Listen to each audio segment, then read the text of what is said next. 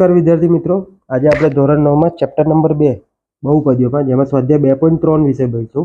એ પહેલા આપણી જોડે બે નિયમ છે, શેષ પ્રમેય અને અવયવ પ્રમેય. શેષ પ્રમેય એટલે શું? તો કે જે બહુપદી p of x ની ઘાત 1 કે 1 કરતા વધુ હોય અને તેને સુરેખ બહુપદી x - a વડે ભાગવામાં આવે તો શેષ p of a મળે. અહીં એ વાસ્તવિક સંખ્યા છે, બરાબર. કોઈ પણ બહુપદીને આપણે ભાગીએ, બરાબર, એની ઘાત 1 અથવા 1 કરતા વધારે કોઈ સુરેખ બહુપદીથી આપણે એને ઘાત ભાગાકાર કરીએ તો જે શેષ વધે એ શેષને આપણે p of a મળે છે તેમ કહીએ છીએ. અને બીજો છે અવયવ પ્રમેય, તો છે કે કોઈ પણ જે બહુપદી p of x ની ઘાત 1 કે 1 કરતા વધુ હોય અને એ વાસ્તવિક સંખ્યા હોય. સમજો કે બહુપદીની ઘાત 1 કે 1 કરતા વધુ રહે અને તેને એ વાસ્તવિક સંખ્યા હોય તો p of a બરાબર 0 હોય તો x - a A p of x નો એક અવયવ છે તેમ કહેવાય. અથવા તો જો x - a અને p of x નો એક અવયવ હોય તો x - a A p of x નો એક અવયવ હોય તો p of a બરાબર કેટલા થઈ જાય? 0 થઈ જાય. આ બંને વાક્યો એકબીજાના વિરોધી છે કે જો p of a બરાબર 0 હોય તો x - a કોનો અવયવ થાય? p of x નો. અને જો એવું કહે છે x - a p of x નો અવયવ હોય તો ભાઈ p of a કેટલું થાય? p of a 0 થાય. સમજ પડી મિત્રો? દાખલામાં જોઈએ, વધારે સમજ પડશે. સ્વાધ્યાય 2.3 છે તમારો. પહેલો દાખલો છે કે નીચે આપેલ બહુપદીમાંથી કઈ બહુપદીનો અવયવ x+1 છે તે નક્કી કરો. હવે આપણને શું હતું અહીંયા વિધાન કે જો p of x એટલે કે આ p of x થયું આપણું, તો લખીએ અહીંયા કે લખશું કે અહીં p of x બરાબર x3 + x2 + x + 1 અને x+1 આ શું છે? જ્યાં p of x છે બહુપદી, એનો અવયવ કોણ છે? x+1.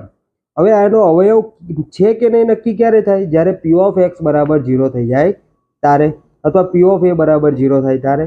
તો અહીંયા શું કરશું? x+1 નું શૂન્ય, x+1 નું શૂન્ય આપણે આગળના સ્વાધ્યાયમાં શૂન્ય શોધેલું કે x+1 નું શૂન્ય ક્યારે થાય? જ્યારે p of x બરાબર x+1 હોય, બરોબર. અને તો આપણે શું કહીએ? p of x બરાબર 0 લેતા, એટલે કે a 0 + x+1 +1 ને બરાબરની સામે લઈ જાય એટલે x બરાબર કેટલા થઈ જાય? -1 થઈ જાય મિત્રો. તો શૂન્ય કેટલું મળશે? -1 થાય અથવા -1 છે. સમજ પડી મિત્રો?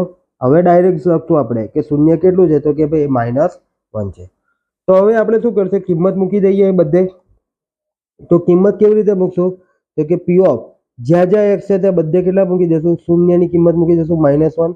માટે -1 નો ઘન વત્તા -1 નો સ્ક્વેર વત્તા -1 વત્તા 1.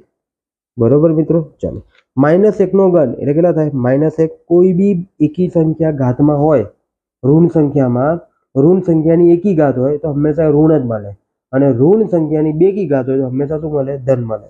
મગજમાં ફિટ કરી લેવાનું. વત્તા -1 નો વર્ગ +1 +1 પ્લસ તો કેટલા થાય? +1 થાય. ચલો, પ્લસ માઇનસ -1 +1.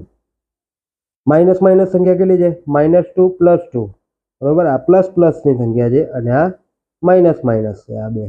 એટલે માઇનસ માઇનસ શું થઈ જશે?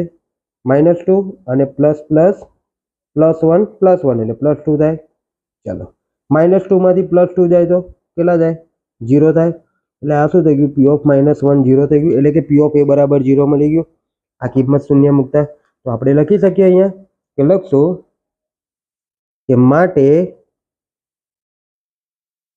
અવયવ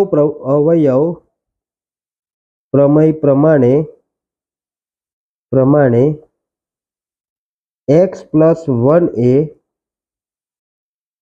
p of x બરાબર x3 + x2 + x+1 નું અથવા 1 નો અવયવ છે. સમજ પડી મિત્રો? ટૂંકમાં તમારે જે અવયવ છે એનું શૂન્ય શોધવાનું. એ શૂન્ય શોધ્યા પછી આપેલા બહુપદીમાં એ શૂન્યને મૂકવાનું. જો બહુપદી 0 થઈ જાય તો એનો અવયવ છે, અને જો બહુપદી શૂન્ય ના થાય તો તેનો અવયવ નથી. સિમ્પલ ભાષામાં આટલું યાદ રાખવાનું તમારે. ચાલો, અહીંયા લખશું બીજા દાખલામાં. અહીં p of x બરાબર કેટલા આપ્યા છે? તો કે એક્સની 4 ઘાત વત્તા એક્સનો ઘન વત્તા એક્સ સ્ક્વેર વત્તા એક્સ વત્તા 1 અને x+1 નું શૂન્ય શું છે?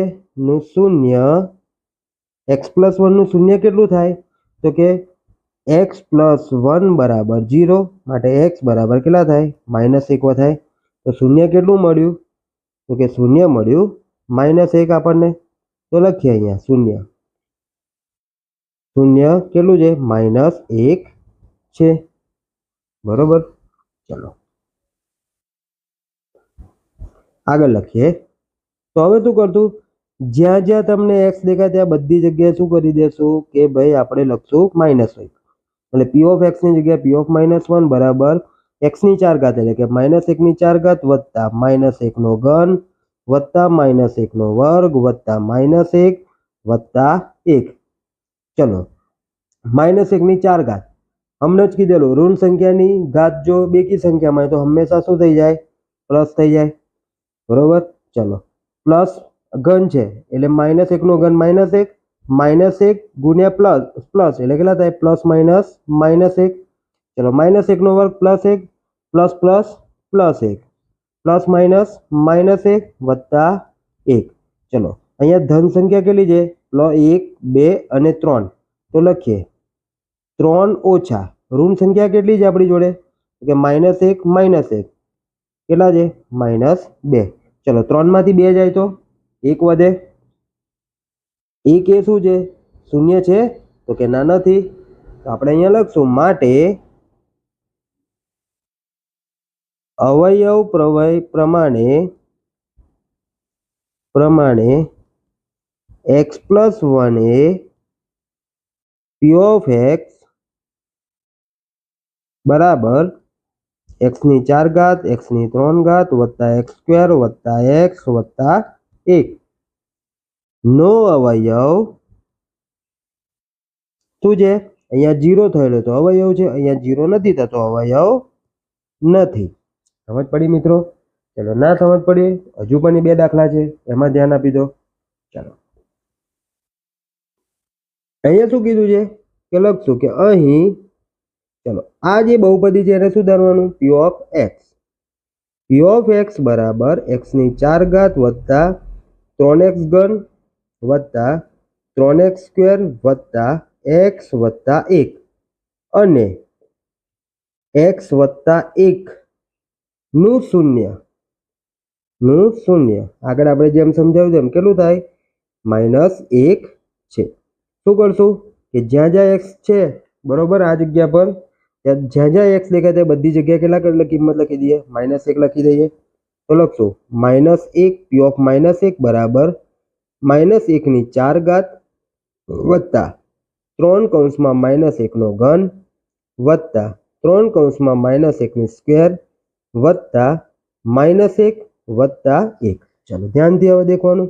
-1 ની 4 ઘાત કેટલી થાય? +1 વત્તા -1 નો ઘન -1 ગુણ્યા 3 +3 એટલે કેટલા થાય? -1 ગુણ્યા +3 એટલે કે -3. ચલો હવે આગળ -1 નો વર્ગ 1 ગુણ્યા 3 કેટલા થાય? +3 પ્લસ માઇનસ માઇનસ. તો અહીંયા કેટલા વધ્યા? -1 વત્તા 1. ચલો જેટલી ધન સંખ્યા છે બધાનો સરવાળો કરી દઈએ. તો ધન સંખ્યા કઈ છે? 1 3 અને 1 એટલે કેટલા થાય? 1 ને 3 4 4 ને 1 5 અને જેટલી ઋણ સંખ્યા છે એનો આપણે સરવાળો કરી દઈએ. તો -3 ને -1 કેટલા થાય? -4. તો 5 માઇનસ શું આવશે? 4 આવશે ને મિત્રો? બરોબર. કેટલા આવશે? 5 માઇનસ 1 એટલે -4 એટલે વધ્યું કેટલું? 1. 1 0 છે તો કે ના નથી. આપણે અહીંયા શું લખશું? માટે લખશું કે માટે અવયવ પ્રમેય પ્રમાણે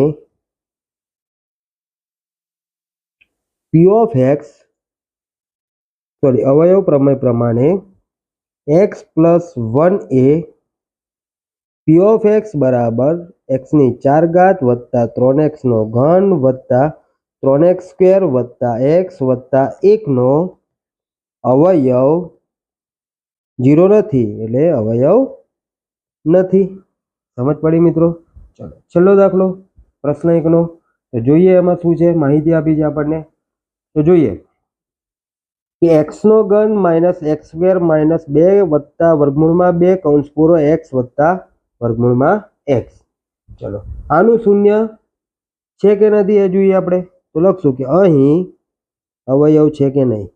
અહીં p ઓફ x બરાબર x ઘન ઓછા એક્સ સ્ક્વેર ઓછા 2 વત્તા વર્ગમૂળમાં 2 કૌંસમાં x વત્તા વર્ગમૂળમાં 2 અને x પ્લસ 1 નું શૂન્ય.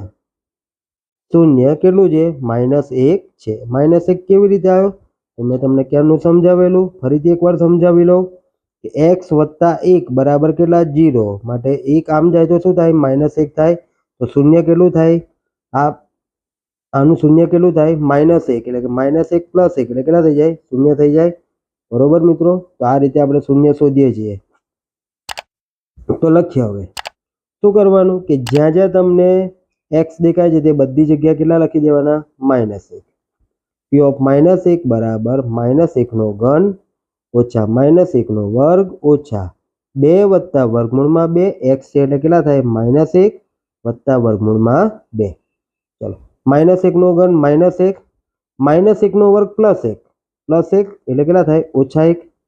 ચલો ઓછા, હવે ધ્યાનથી જોજો, -2 ગુણ્યા -1 એટલે કેટલા થાય?